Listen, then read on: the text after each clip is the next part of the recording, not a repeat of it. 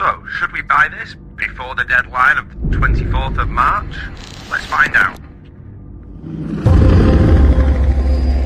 The Thing was my first studio movie. This thing doesn't want to show itself. It wants to hide inside an imitation. Well, I think it's a far better sci-fi concept than anything else I've ever seen. We've got to burn the rest of them. Incredible filmic, artistic precision. We couldn't foresee what impact it would have. It's inspired me to want to make movies. Just a little ahead of its time, maybe. I mean, this shook up a lot of kids, man. Okay!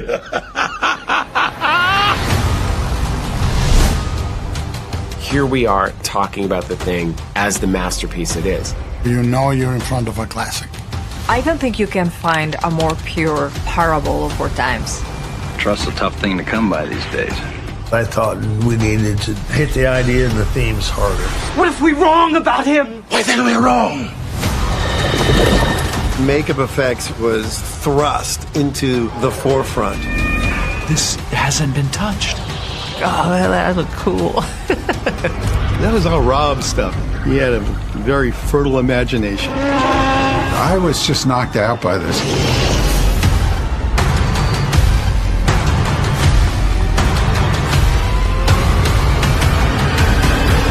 Nobody trusts anybody now. We're all very tired. I was surrounded by really wonderful actors. The chemistry, it was palpable. I just want to get up to my shack and get drunk. That's McCready. 12 men are going to be killed in awful ways. I had to embrace the darkness. End of the world stuff. The movie's about paranoia, suspense, thriller, and certainly talk about it. Chariots of the gods, man. Is he already the Thing? We never really explained anything. I've never told this story. Why are they shooting at that dog? Who got the blood supply? Who are you really?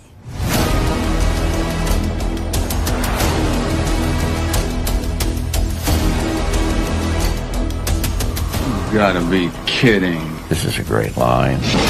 It's my feel-good movie. Another one of the great jump scares. I'm gonna be a badass. Maybe the best directing Carpenter's ever done. Every now and then a film comes along, and if you're a part of it, you're just goddamn lucky. That's a powerful movie. I know this. I recognize this. We're going to find out who's who. If you have any appreciation for science fiction, you're gonna like that movie.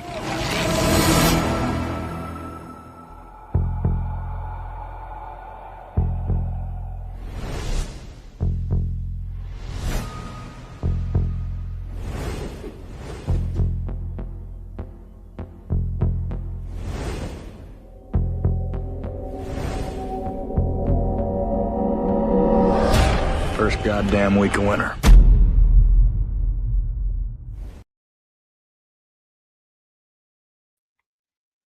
Okay. Now, too big. Just about right, I guess. Okay, let's stick with this one. So, it's a few hours now to be able to get that wonderful collection that was just shown last on the screen. Final hours before the deadline, the 24th. So I thought I'd discuss this with you because the thing expanded. As you could see in the clips, this is going to be a really special documentary. It's one last opportunity, I guess, for me to talk about it while people are making up their minds. But really, it's always a good time to talk about the thing, isn't it? It doesn't need any hype. It shouldn't, like, literally. It was a film that didn't do very well when it first came out, and it doesn't need hype. People find this film. Hopefully, more of you find this through watching my video. That'd be even greater for me. So it's quite easy now to call this film a masterpiece. At the time, it wasn't celebrated. The reviews were harsh. The tone was criticized. The ending confused people. Now, imagine putting that amount of craft and practical effects into things, and the way it feels, the atmosphere, only for it to kind of be dismissed. So this is an opportunity to kind of talk about John Carpenter's The Thing and give it the credit it deserves. That kind of reception can define a career. It didn't define John Carpenter's career. He went on to make other great movies. Please go and watch In the Mouth of Madness, for one, which is one of my favorites of his. I hope it gets this treatment in the future. It's an amazing film. This isn't just about nostalgia. I think this is about like course correction, but also archiving really important moments in film. And sometimes horror gets missed off that list when we talk about important moments in film, and it shouldn't. It really shouldn't. So what makes this feel special from the things I've seen and what I've seen of this is the John Carpenter insight, an engaged, funny John Carpenter, Kurt Russell, Keith David, and Mick Garris, people like him of his echelon of understanding. I'm not going to go into my love for Mick Garris. He's just great. So you're not just getting memories, you're getting reflection and analysis. I think the Kurt Russell side of things, you can understand why that was a big thing for the people making this, because it's just something that I don't remember seeing him sit down and talk about it in this level. So that's really, really cool to experience. Really cool, really, really cool. The guys Red Letter Media are always spoofing when they're talking about Star Wars. Yeah, it's cool. It's so cool. Really, really cool. But this is cool. So even Red Letter Media wouldn't be wouldn't be cynical about this, I'm sure. So the endurance of the Things fandom is, I guess, one of the fascinating part of it. Reevaluation, respected over time, is something these days. Films come and go so quickly, and I think that in my previous video, I mentioned about meeting fans who had visited locations and connected to that film, brought some of the things that they found there back that were just left. The documentary will explain why. And it just stuck with me why people want to preserve and really discuss and care about these things. I saw that in For the Love of Horror in Manchester a few years ago. So it really does live on in people's minds, and definitely the mythology of the making of it, the lore and the cult status. I talked about some other films connected to it. Go and watch Horror Express for one. Paranoia and ambiguity are not necessarily themes that guarantee success, particularly now when people feel like they need to be hit over the head with things a little bit. So very few horror films maintain that level of academic side that is interesting to delve into, but also and debate, but also the practical effects, the way it looks, the cinematography, the special effects, the makeup effects, and the acting. It's a perfect storm. And it's crazy to think that a documentary in 2026 might bring up some things people go, really? People thought that at the time? So just to reiterate, for transparency, I have an affiliate link. It's in the description. If you click on that, the channel, and you know how I spend the money on the channel. I give a percentage of it to Christie's Cancer. I give a percentage of it to Mind, the mental health charity, and then anything that's left over, if there is anything left over, which there usually isn't, I try and upgrade something on the channel. I'm not monetized with YouTube anymore. So things like this are quite important to the channel. But really, we managed to raise as a channel around £1,000 for Christie through screenings of Nosferatu and putting on, and when we were monetized on YouTube. And again, talking to a human being on YouTube is trying to find who is the thing. So this for me isn't, I think it's even if you just click on my link and you don't buy it, at least it'll make my little graph go from being 0 to 1. So yeah, I'm not doing it for the money side of things. I know that's easy to say, but really just super geeky reasons. I've seen so many clips and I've shared them with you. I find it really interesting. And that's why I'm holding back on ordering until I kind of have a little, I'm holding back till today. If I'm honest, I'm going to order that pretty much after we finish recording here. So this is a film that has endured criticism, survived changing opinion, ultimately became, I say ultimately a lot, don't I? Really respected horror film. I think it is respected now. So maybe it's a good reminder that if somebody doesn't like something you make, that doesn't necessarily mean that people won't enjoy it in the future. Sometimes it takes decades. Sometimes it takes the fans keeping that alive. Check out the documentary. Let me know what you think. If you're not going to check out the documentary, just watch The Thing and tell me what you thought about it. Like, is it your favorite John Carpenter? Between In the Mouth of Madness, I like Assault on Precinct 13. I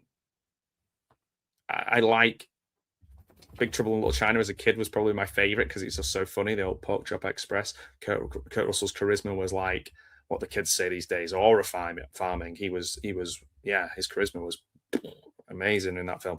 But this might be the most realized John Carpenter film. I don't know. Maybe that's a tricky one. I've not even discussed Halloween. I'm not a massive Halloween fan. I know it's so influential and so important, but I'm a Halloween 3 guy, which again, John Carpenter had a hand in, which is important, and what he wanted to do with the series, but let's not go down that route. So yeah, a few more clips to show you. Last few hours clips. I'm going to come off screen, show you the clips, and then we'll have a little chat, and then, yeah, we'll speak. Use some exclusive clips and discussion just before you run out of time to order this amazing new documentary. After Escape from New York, I was approached by Universal to work on The Thing. And I had mixed feelings. John had a disdain for the conglomerate kind of filmmaking that was going on. He was a guy who was against everything that you're told is the way to do it. He was a rebel with a cause. If you work with a studio, you get a lot more money. You also get a lot more. You can feel Carpenter speaking through MacReady. That type of character, that loner character, the guy who doesn't want to follow the rules, the guy who is cynical about the world. He's taken all these ideas on board that he's worked out in his other films, and he kind of puts them all to work at once. When you're working with John, it's thought out. It always makes sense, no matter how wild it is.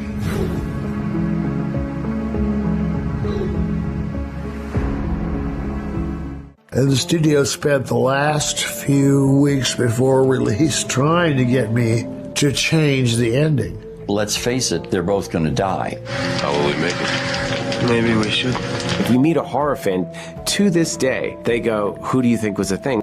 They want to know who survived, who's the human at the end. You know, of course, over the years, I've heard all these theories about why everybody thinks it's me. I don't think it was me, and I don't remember. I think we filmed it both ways, as if it was one of us, and then if we didn't know. Keith says he knows he wasn't the thing. Okay, fine. If anyone knows, John only knows. And I'm not telling them. And that's what's kept this movie alive. And it's still talked about today. If I ever give up the secret of who's the human in the end, I'll destroy it.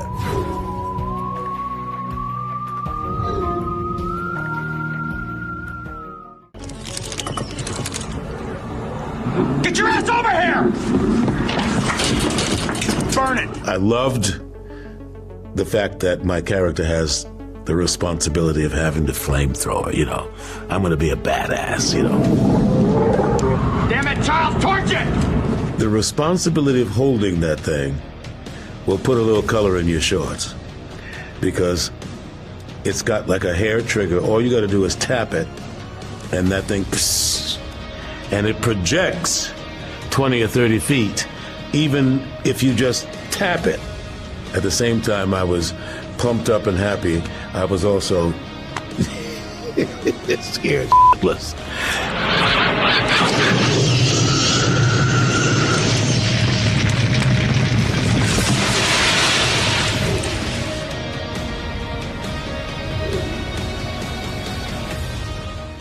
After Escape from New York, I was approached by Universal to work on The Thing. And I had mixed feelings. John had a disdain for the conglomerate kind of filmmaking that was going on. He was a guy who was against everything that you're told is the way to do it. He was a rebel with a cause. If you work with a studio, you get a lot more money. You also get a lot more. You can feel Carpenter speaking through MacReady. that type of character, that loner character, the guy who doesn't want to follow the rules, the guy who is cynical about the world. He's taken all these ideas on board that he's worked out in his other films, and he kind of puts them all to work at once. When you're working with John, it's thought out. It always makes sense, no matter how wild it is.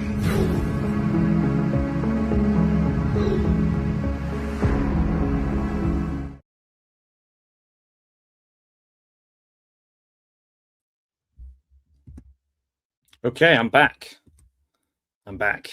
So, as it said on the screen, few hours, last push for people to order the thing expanded and get that wonderful set.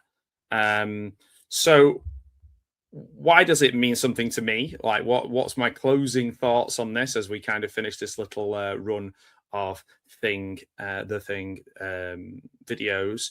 I guess it's something that a lot of people I respect and spend time with enjoy. I have strange memories of watching it myself. I think, it's so atmospheric, it draws you in. You will always remember this film. It is a very, I know it sounds silly, but some films do just wash over you. And I think that this is one of those that does stay with you. It's just getting people to watch it in the first place, because it doesn't jump out as something like, like a big blockbuster. But it has every element that makes a great film. The special effects, the cinematography, the acting, the music, just everything creates this unique atmosphere. And I am somebody who loves, and maybe I haven't mentioned this before, but love bottle episodes of TV shows where someone's like trapped somewhere, whether it's like, I think it's like the Fly episode of Breaking Bad, or an episode where somebody's in a completely different place, like a fish out of water, but just for one episode, like a bit silly. But like for example, like Pine Barrens in is probably one of the best episodes of Sopranos. Just, I love the feeling of like being trapped, essentially Alien is the same thing. I love snowy things, watery things, and space things, but all of those are about kind of being compacted and losing it. Underwater things, there's so many, like Leviathan and things like that. So, but the Thing manages to distill all of those. And anytime we can find out more about it, and I think what sold me on this was the addition of Kurt Russell to it. I just feel like he seems really excited to talk about it and sit down and talk about it in depth. And maybe he hasn't ever done it in this way before. Correct me if I'm wrong.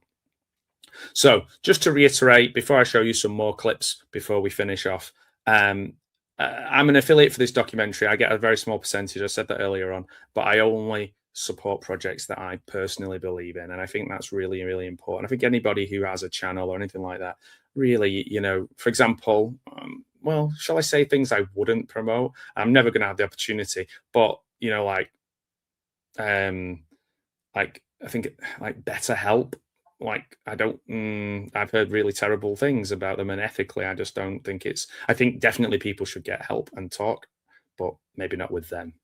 That's my opinion. Only my opinion. And there are definitely some films that I can't stand, that I couldn't sit here and promote. I have a long think about certain films if people ask me to watch them. Sometimes it's really hard if I'm watching a film and reviewing it and a person's really nice, and then I'm like, would you like to make a review of it? And I'm like, well, it will be honest. It will be definitely honest to what I think, and whether... I know art is subjective, so it's okay if I don't like it, and there might be like 50 million people who do. But I just think the whole thing, really, I think it's just important to kind of be true to yourself and only promote things that you would stand behind. And I think these guys who make this, they've got a great track record and the best cast of it. And, I've been through the cast in the other video, so I've gone into this in more detail in my other video, but this one really is about those final hours and a few little closing statements, discussions about this. Let me know if you're going to buy it, or if you're not going to buy it. let me know what you think about The Thing as well. Like if you're a Thing mega fan. Did you see those guys in Manchester with all of the different ephemera that they found? Have you actually travelled to the outpost and had a look? Did you remember playing the game? I think it was on the N64. I think there was a Thing game. I could be wrong. I'm not the world's biggest gamer. But if nothing else, this is just a reminder that great films don't always get recognition at the time.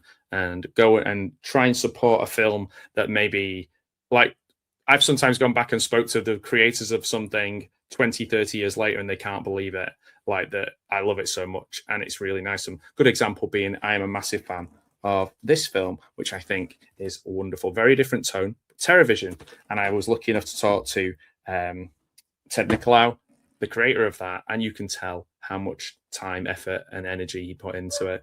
So thank you so much for watching, and think about supporting this wonderful project. If you don't, that's okay. And if you want to, click on my affiliate link and buy it through there. I'd really appreciate that. If not, that's okay. I don't mind. Thank you so much for watching. And I really do want to hear your thoughts on The Thing. I'm ready to hear you. Oh, geez. Time to go. Time to go. Bye.